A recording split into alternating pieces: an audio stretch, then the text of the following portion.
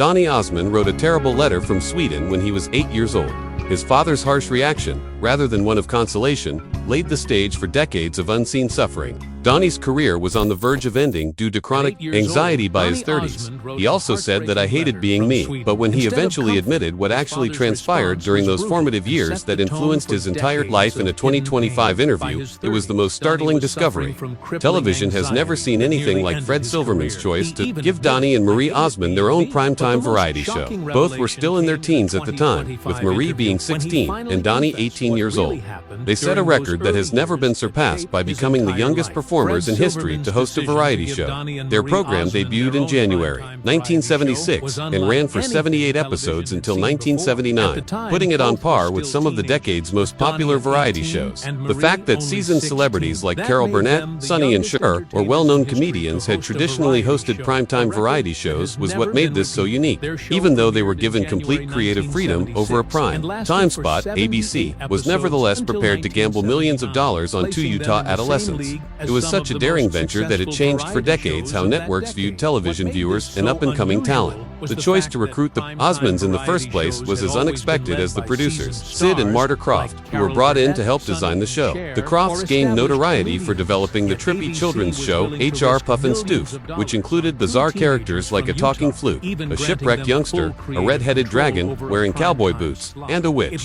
They brought the same hallucinogenic vision into prime time, creating a variety show that resembled a vibrant dream rather than a conventional television program. Donny played in powder blue tuxedo jumpsuits, embellished with peacock feathers on an ice rink stage. That was part of the show. The screen was packed with life-size puppets, enormous costumes, and vivid, exaggerated designs, making for an odd and memorable show. The neat Mormon siblings became the stars of a primetime fantasy world thanks to their unique vision, and viewers tuned in each week to see them. Marie's role in the program bore a particularly significant historical significance. For almost 50 years, she has maintained the record of being the youngest woman to host a national television variety show. She was entrusted with an enormous amount of responsibility, although she was technically still a high school student. When the show started in January 1976, she was sharing the stage with renowned performers. She assisted in bearing the burden of ratings, comedy sketches, musical numbers, and celebrity interviews across 78 episodes, which might have a significant impact on the careers of hundreds of people working behind the scenes. Later, Marie acknowledged that the pressure was harsh, citing instances in which bosses made fun of her appearance and even threatened to fire 250 employees for her performance. She and Donny nevertheless produced a show that endured so well that it was resurrected as a talk show during the 1990s and even made a comeback as a Broadway Christmas version in 2010. Donny and Marie's placement in primetime was not just a programming decision for ABC. In the middle of the 1970s, it was a well-thought-out attempt to get into the youth market. The target audience for advertisements at the time was mostly viewers between the ages of 18 and 49, and ABC understood that they could control that audience with the help of younger faces. By 1997, the network was openly investing over $12 million in advertisements targeted at young audiences since their approach was so successful. This action was in line with a strategy they had successfully tested decades before with the Osmond, as ABC's youth-focused approach started to pay off. Other networks were compelled to reconsider their own programming, demonstrating that the bold choice to depend on two Mormon adolescents had transformed the television industry. The Crafts continued to stretch the limits of what a variety show might entail as the show went on. They combined parts of Saturday morning children's programming with primetime entertainment by including intricate costumes, ice dancers, and even puppets. Their distinctive visual effects and lighthearted gags gave their performance a feel more akin to a live-action cartoon than a conventional variety show. With the help of renowned designer Bob Mackie, they forced Marie into a new character in the second season, turning her from a charming inventor into a glitzy adult performance. Even though Donny was still sporting his trademark powder blue tuxedos with peacock embroidery, the show's distinctive visuals made it impossible for viewers to turn away. Donny and Marie's co-hosting partnership developed from their 1974 appearance on The Mike Douglas Show. Executives were immediately captivated by the two's innate connection when they were invited on as guest hosts for a week. Since the show had led John Lennon and Yoko Ono to co-host in 1972, taking significant risks was not out of the ordinary when the Osmond siblings took turns. However, their combination of Marie's growing popularity in country music and Donny's appeal appeal as a teenage idol proved to be captivating. Fred Silverman offered them their own series after recognizing their potential right away. Through a brother-sister collaboration, expanding on the already well-known Osmond brand while providing fans with something new. Marie's success with the song Paper Roses helped her secure her spot in the show. Less than a month after her 14th birthday, it peaked at #1 on the Billboard Hot Country Songs chart, having been recorded when she was just 13 years old.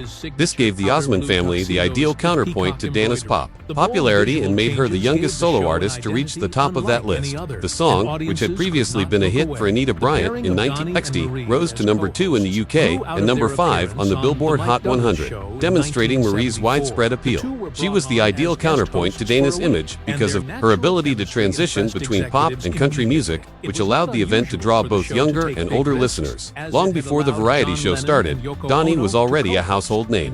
He had 12 top 40 songs between 1971 and 1976, 5 of which peaked in the top 10. Go Away Little Girl, which peaked at #1, Puppy Love, which peaked at #3, and The 12th of Never, which peaked at #8, were among his greatest hits.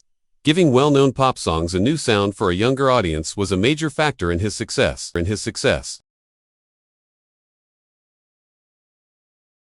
His fame was aided by magazines such as Tiger, where editor Ann Moses was instrumental in establishing his reputation as a teenage idol.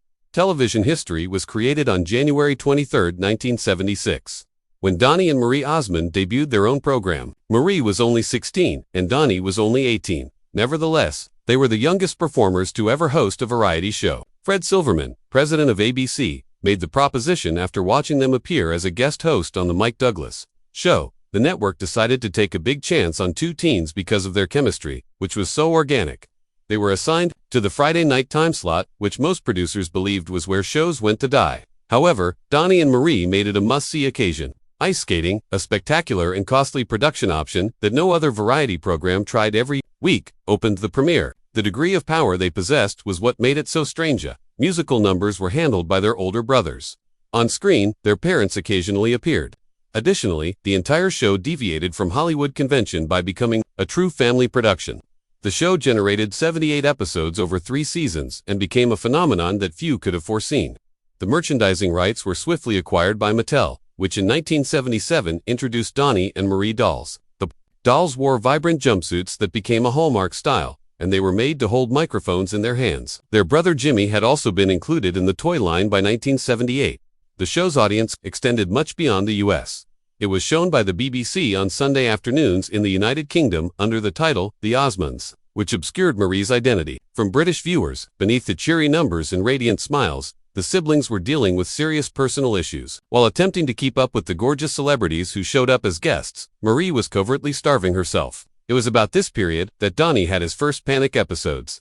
For decades, they concealed these problems, maintaining a flawless public persona while quietly enduring discomfort off stage. The show was created in collaboration with Sid and Marty Krofft and Osmond Productions. Because of programs like H.R. Pafento and Land of the Lost, the Krofft brothers were well known. Their work with the wholesome Osmonds seemed like an odd fit for their surrealist style, but it afforded Donny and Marie a creative outlet that most teenagers could only imagine. They worked as executive producers for a well-known network show. They even relocated the entire production from Los Angeles to Orem, Utah, in 1977. The show was moved to the brand new 104,000 square foot George V. Osmond Studios. Although leaving Hollywood behind for a big network program was unprecedented, the move allowed the family to maintain control while creating a new production model focused on independence and family values. The groundwork for their future success in Las Vegas was also established by the variety performance. The show's blend of comedy, music, and spectacle was ideal for the Vegas stage, even though it was first shot at KTLA in Los Angeles before traveling to Utah. After many years, this format made a comeback in 2008 with a residency in the Hollywood Theater of the MGM Grand. What started out as just 8 shows ended up lasting 11 years at the Flamingo, Las Vegas. They put on 1,330 gigs between 2008 and November 9, 2019.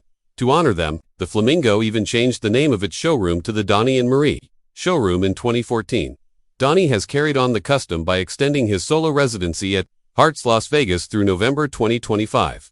When Donny and Marie won the Pop Culture Award at the 2015 TV Land Awards, their impact was formally acknowledged. It demonstrated the lasting impact of their work on audiences and came 36 years after the conclusion of their play. They were nominated in 2005 and had already won the TV Land Award for Favorite Singing Siblings in 2006. They won 3 Las Vegas Review Journal Best of Las Vegas Awards in 2012 for Best Show, Best All-Around Performance, and Best Singer, which coincided with the arrival of the Pop Culture Award during the height of their Las Vegas residency. Donny Osmond has frequently expressed his grief about the conclusion of the Donny and Marie program. One of the pivotal events in his career with his sister, Marie, was the ABC variety show that aired from 1976 to 1979. But rather than leaving him feeling satisfied, it left him feeling frustrated. Afterwards, Donny acknowledged that he and Marie were never given the opportunity to choose when the performance would conclude. The two became bystanders in their own careers as a result of that decision being made for them. He called the realization that they had relinquished creative control over their fate a turning point. He described the cancellation in 1979 as the beginning of a huge battle with his public image, which would follow him for years. The fact that the performance ended without their permission was much more regrettable than the fact that it was, over-demonstrating the limited influence even well-known entertainers could have in the business. The following years were challenging. Donny was still a gifted vocalist, but reviewers pointed out that he nearly vanished from the public eye during the 1980s due to artistic blunders in the late 1970s.